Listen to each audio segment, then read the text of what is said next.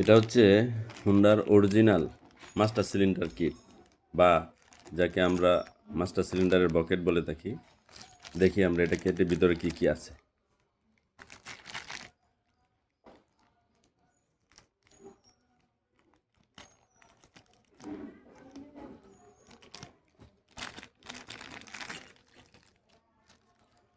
এটার ভিতরে পাওয়া গেল একটা স্প্রিং, একটা লক, এটা হচ্ছে একটা ডাস্ট সিল,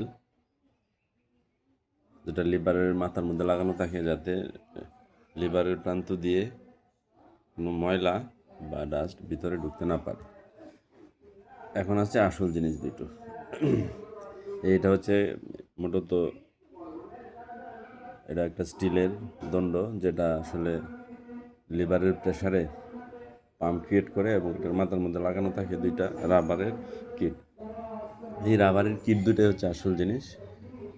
এগুলো যদি রাবারের ইলাস্টিসিটি বা হার্ড হয়ে যায় বা অতিরিক্ত নরম হয়ে যায়, তখন কিন্তু বকেট নষ্ট হয়ে যায়, তখন সে প্রপার মানে প্রেসার ক্রিয়েট করতে পারে না, যখন গিয়ে আমাদের এই বকেট পরিবর্তন করার প্রয়োজন পড়ে।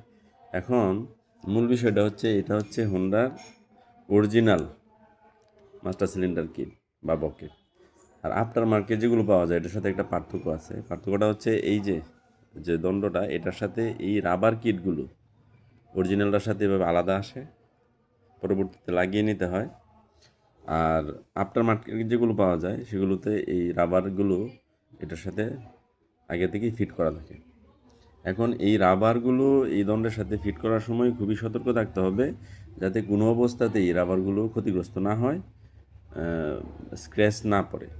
সেক্ষেত্রে হয়তো কোনো কোনো মেকানিক ইঞ্জিন অয়েল বা গ্রিজ লাগিয়ে সেগুলো এটার ভিতরে বা এটার মধ্যে ওঠানোর চেষ্টা করতে পারে, লাগানোর চেষ্টা করতে পারে, কিন্তু সেটা কোনোভাবেই করা যাবে না। কারণ হচ্ছে এটার মধ্যে যদি গ্রিজ দেওয়া হয়, সেই গ্রিজের একটু ছিটে ফোটাও যদি শেষ পর্যন্ত লেগে থাকে, এবং এটা যদি গিয়ে ওই ব্রেক ফ্লুইডের সাথে মিক্স হয়, তখন কিন্তু এটা একটা বিক্রিয়া হতে পারে, এবং ওই গ্রিজের ছোটো কণাগুলো ওই ব্রেক লাইনের বিভিন্ন প্রান্তে গিয়ে আটকে থাকতে পারে, এবং এটা প্রতিবন্ধকতার সৃষ্টি করতে পারে।